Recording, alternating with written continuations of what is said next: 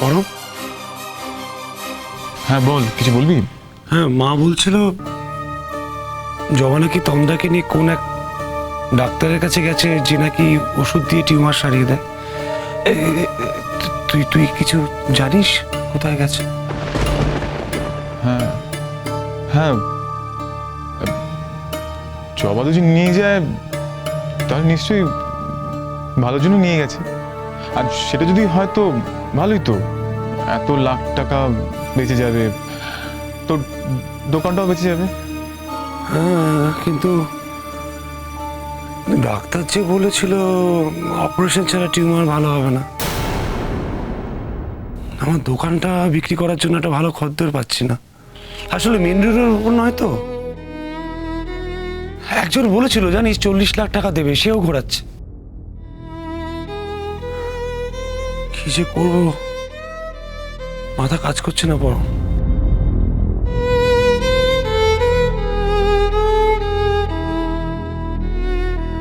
তোমরাকে বোধ হয় আর বাঁচাতে পারবো না। বড়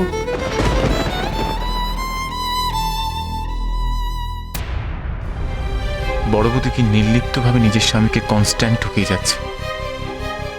বড়দার মতো ভালো মানুষকে ঠকাচ্ছে। মানুষ যে এরকম হতে পারে আমি ভাবতেও পারি না। বড়দা, চিন্তা করিস না, সব ঠিক হয়ে যাবে। আমরা সবাই আছি তো, বড় বৌদি ভালো হয়ে যাবে। নে, তুই ঘরে যা। হ্যাঁ হ্যাঁ, ঘরে যাই, ঘরে যাই,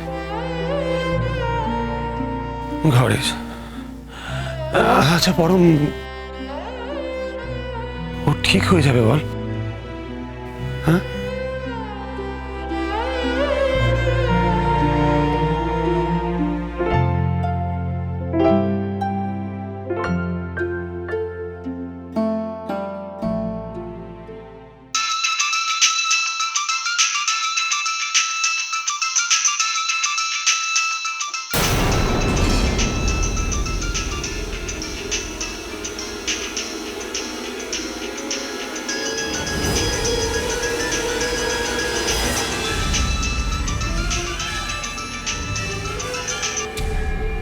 জবার জন্য আবার দেবী ফোন করা শুরু করেছে। আমি ফোন ধরবো না, করুক ফোন।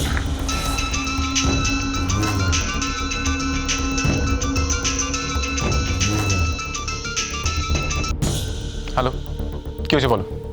বারবার ফোন করে বিরক্ত করছে কেন? বাবা, এখনো এত রাগ? এর জন্য বুঝি তুমি ফোনটা ধরছিলে না?